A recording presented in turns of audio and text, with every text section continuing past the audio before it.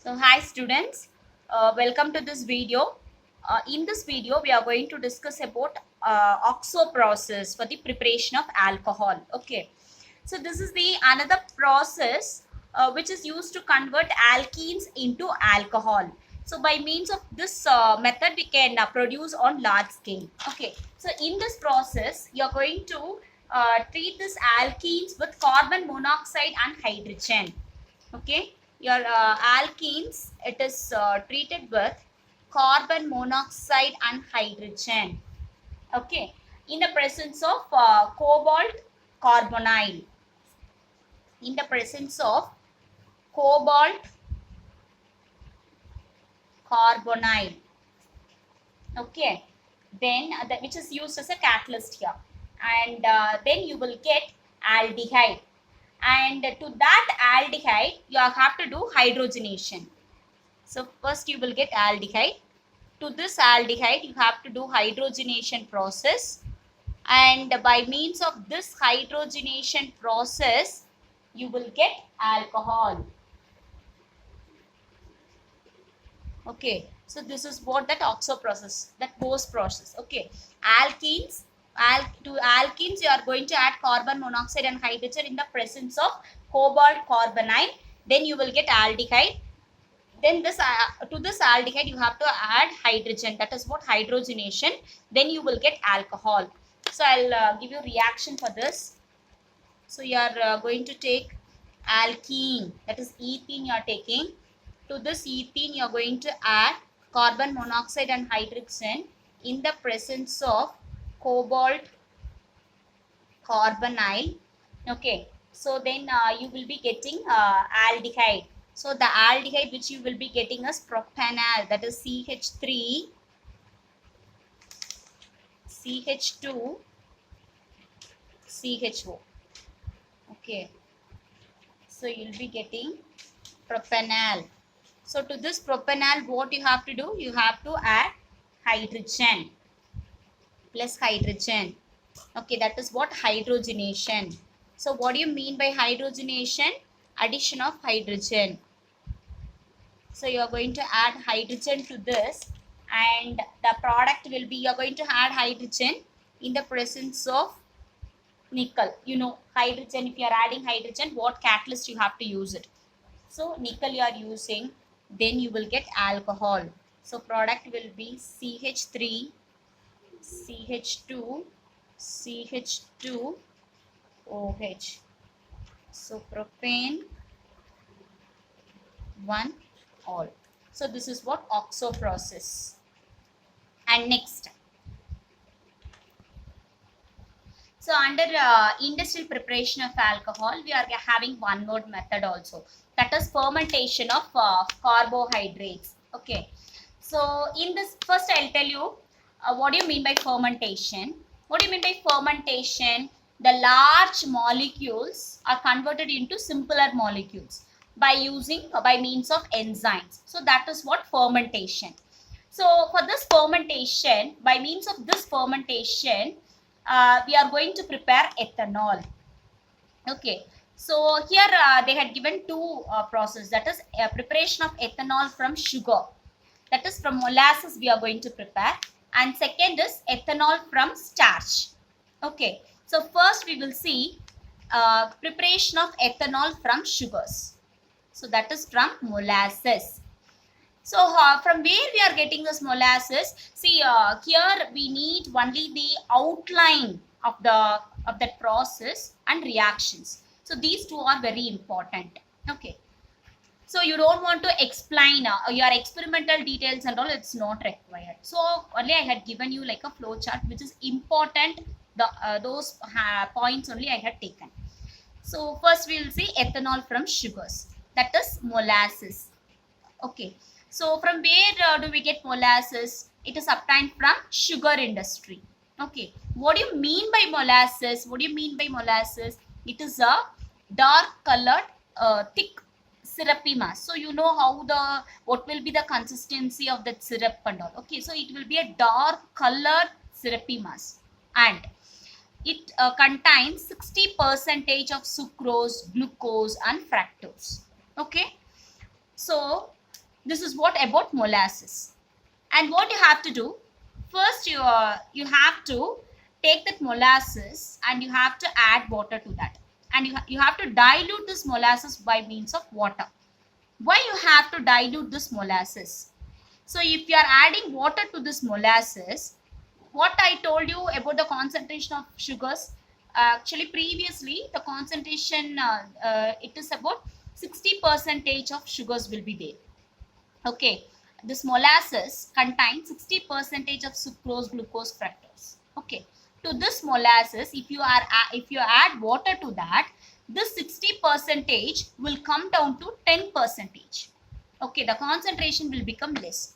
So for that purpose only you are adding water to this molasses. After adding this water, you have to add ammonium sulfate and ammonium phosphate also. Okay, and this diluted, you are diluting it with water, right? To that solution, you have to add dilute sulfuric acid.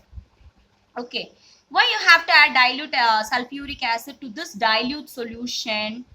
To check whether any unwanted bacterial growth and all is there. Okay, if suppose if any unwanted bacterial growth and all is there, means it won't be proper, it won't be the enzyme, it will affect that enzymes, and also you have to check whether unwanted bacterial growth is there.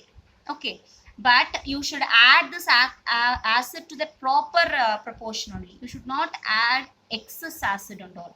Okay, so if you are adding excess of acid also, this acid will reduce the it will reduce the action of enzyme. So proper proportion of acid should be added, excess acid should be avoided. Okay, so what and all you have to do first, you have to take molasses, dilute it with water, and add ammonium sulfate, ammonium phosphate, and add dilute sulfuric acid to check whether unwanted bacterial growth is there or what. After adding all these, add yeast. Okay, and the temperature should be maintained for all these processes, whatever you are adding and whatever you are doing, the temperature should be maintained at 30 degrees Celsius. Okay, and after adding yeast, this yeast contains two enzymes. So what are those two enzymes? Invertase and zymase. So these are the enzymes which is present in the yeast. So after adding yeast, the enzymes which is present in the yeast will convert sugars to ethyl alcohol. Okay, so this is what we want, right? Sugars will get converted into ethyl alcohol by means of the enzymes which is present in the yeast. And this is what the reaction. So you are taking sugar C12H22O11, and by means of enzyme invertase, the sugar will get converted into glucose and fructose. And again, this glucose or fructose, in the presence of enzyme zymase, it will get converted into ethyl alcohol. Okay, and this is the fermented liquid. What you got is fermented liquid, and this fermented liquid contains 8 to 10 percentage ethyl alcohol, and this is called as wash. Okay, and next, this wash only you are going to go with fractional distillation. By means of this fractional distillation, you will get a rectified spirit. Okay, and this rectified spirit will be having 95 percentage ethanol. To get 100 percentage ethanol, okay, that is, it is an azeotropic mixture. So you know what is that azeotropic mixture and all. So it is having 100 percentage alcohol, that rectified spirit contains 95 percentage ethanol. To get 100 percentage alcohol, that is absolute alcohol, you have to go with azeotropic distillation. So what do you mean by azeotropic distillation? You have to take this rectified spirit, and to that you have to add benzene, and that should be followed by distillation. Then you will get absolute alcohol. Okay, so this and all, if they are asking you like what do you mean by wash and how will you get absolute alcohol, then you can go with the steps. But the preparation of alcohol from sugars means till this reaction is very important. Clear? So this is how sugars are prepared from ethanol is prepared from sugar. Okay, and next is, what is the next method I told you? Preparation of ethanol from starch. In this, you are going to take starchy substance. Okay. So what are the examples for starchy substance? Potatoes, rice, maize, barley, these contain starch. So you have to take that starchy substance and you have to steam. Okay. At 140 to 150 degrees Celsius, which is under pressure. And the starch, which then what this on steaming, you will get the starch. Okay. So that solution is called as mash. Okay, that solution is called as mash. Starch, which is present in the mash, will get converted into maltose by means of the enzyme diastase. By means of the enzyme diastase, this diastase is present in the malt. Okay, so for the preparation of malt and all, separate procedure is there, which is not required for you. So the starch which is present in the mash will get converted into maltose by means of the enzyme diastase. This diastase is present in the malt.